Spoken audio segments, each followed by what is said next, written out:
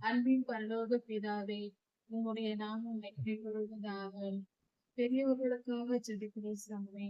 பெரியோர்கள் வயது மூத்தவர்களை நீர் விடுதலையாக்கி, பாவத்திலிருந்து விடுதலையாக்கி, ரட்சித்து மீட்டு உம்முடைய பாதுகாப்பை கட்டளையிட்டார்கள். எல்லாவித பொல்லாத ஈரலின் செயல்களிடம் இருந்து விடுதலையாக்கி அவர்களுக்கு பாதுகாப்பை தந்தரணும், ரட்சிப்பை தாரும். உம்முடைய ஜனமாக அவர்களை நீர் மீட்டுக் கொள்ளும். கர்த்தாவே, நீர் நல்லவர், நீர் பரிசுத்தர், நீர் வல்லமை உடையவர், நீர் பெரியவர் சுவாமி. உம்முடைய நாமத்தை மகிமைப்படுத்தும். உம்முடைய ஜனங்களாகிய இந்த பெரியவர்கள் அவர்கள் உண்மையே அண்டிக் கொள்ளும்படியாக, உம் அன்பை உணர்ந்து கொள்ளும்படியாக அவர்களிடத்தில் உண்மை வெளிப்படுத்தும். ரட்சிப்பை தார சுவாமி. எந்த மனிதனும் தானாக உம்மிடத்தில் வர முடியாதப்பா. நீரே எங்களை தேடி வந்து எங்களுக்கு உண்மை வெளிப்படுத்துகிறீர். எங்களால் உண்மை தேடி வர முடியாத சுவாமி.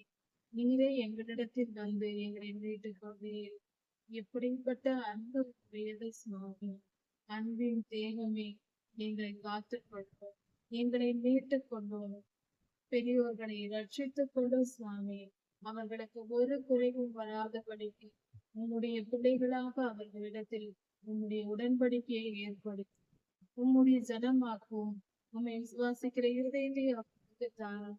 உம்முடைய வார்த்தைகளை தியானிக்கும் பாக்கியத்தை அவர்களுக்கு தாரும். உமக்கு கீழ்ப்படிந்து நடந்து உமக்கு அன்பு செலுத்தி உண்மையே தேடி வாழ்கிற வாழ்க்கையை தாரும்.